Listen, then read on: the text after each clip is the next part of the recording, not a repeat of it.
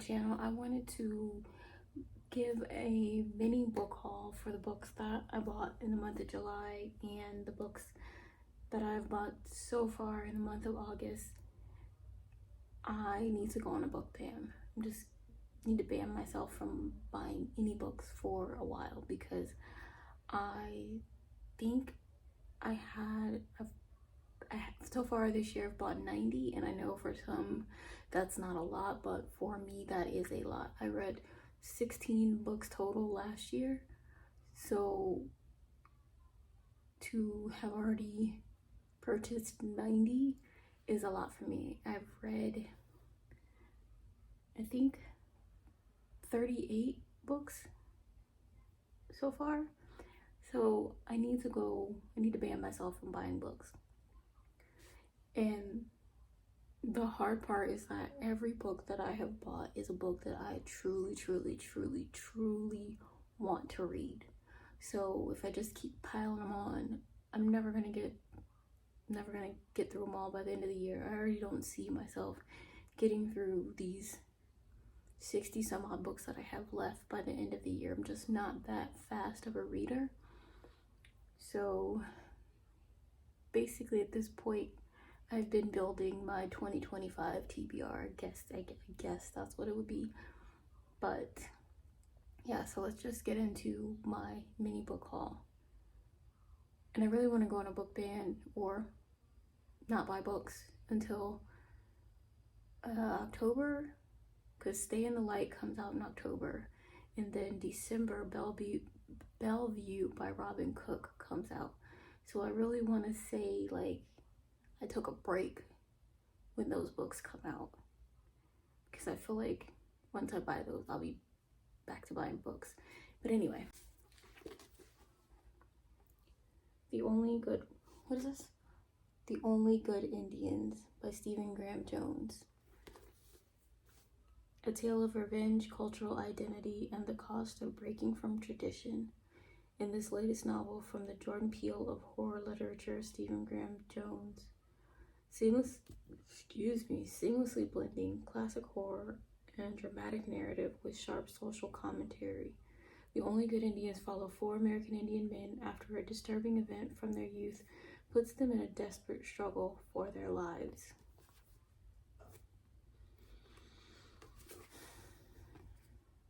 I got this book because I love learning about other cultures, and if it can be mixed in with, you know, a well-placed horror story at the same time, I love it.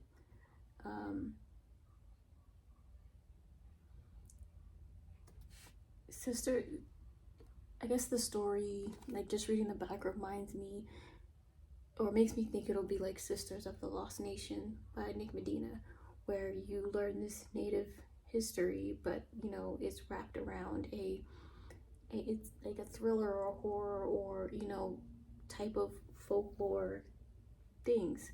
So The Only Good Indians. I'm so proud of myself. I got my first Octavia Butler book, and I say that because I've been seeing and I've been looking up her books for a few months now and trying to find one that I just felt like I could gravitate towards, and Kindred is that one. So Kindred. The next one I got Lore, and if you can't tell by the picture, Medusa on the cover, and that is, you know, what drew me in. I love reading about mythology and just the story of Medusa. And it says, every 7 years the Agon begins.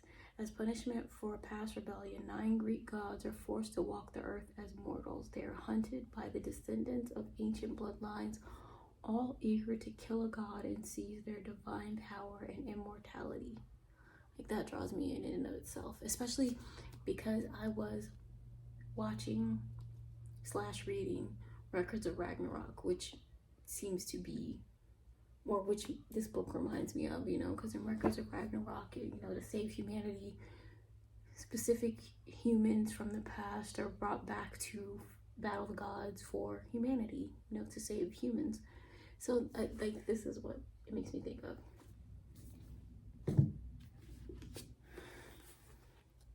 Pinata. I'm not gonna lie, the cover got me. I don't know why I thought of Death Note for some reason, and Ryuk from Death Note with this cover. So, the Poppy War. I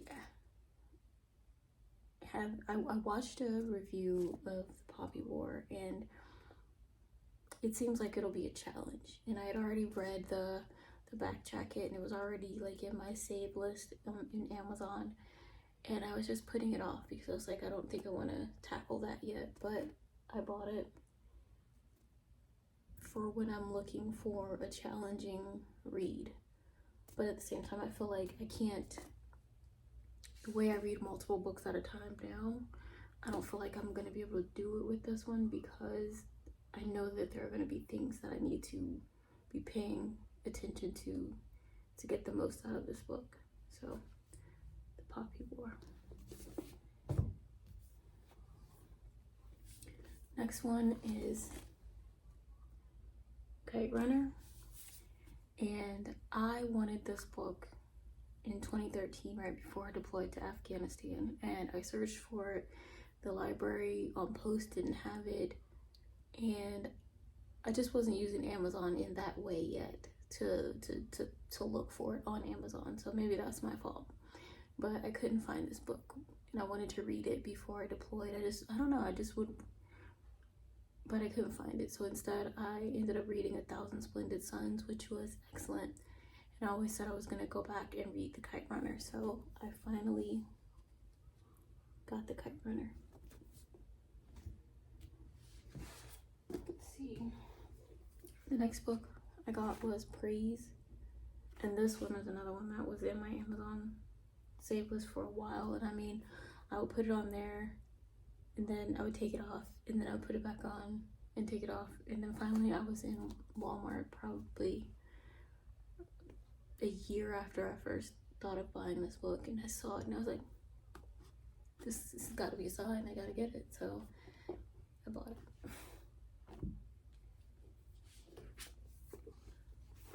The Butterfly Garden, another book where the cover got me. This cover, even though it is just of a butterfly, it reminds me of the movie Mama, you know, where butterflies were always flying around, and when, you know, Mama would be around, there'd be butterflies, or when Mama took the little girl, you know, she swooped her up and it was butterflies. So this cover reminded me of the book Mama. And near an isolated mansion lies a beautiful garden. In this garden grow luscious flowers, shady trees, and a collection of precious butterflies. Young women who have been kidnapped and intricately tattooed to resemble their namesakes. Overseeing it all is the gardener, a brutal, twisted man obsessed with capturing and preserving his lovely specimens. When the garden is discovered, a survivor is brought in for questioning. FBI agents Victor Hanoverian and Brandon Edison are tasked with piecing together one of the most stomach-churning cases of their careers. My kind of book. Next one, Leech.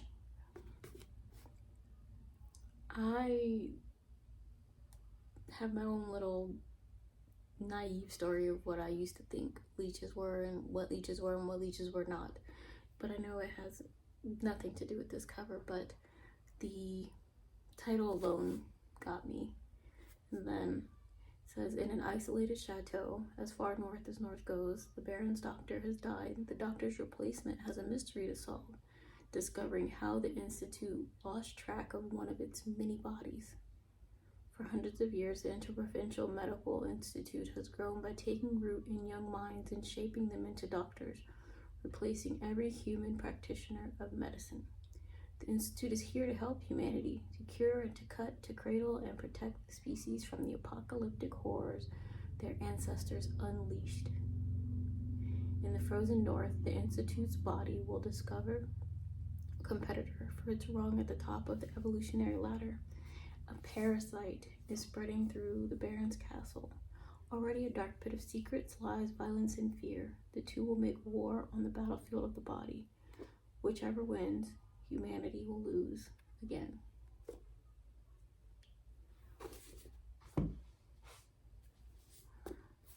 Next one, Stolen Tongues.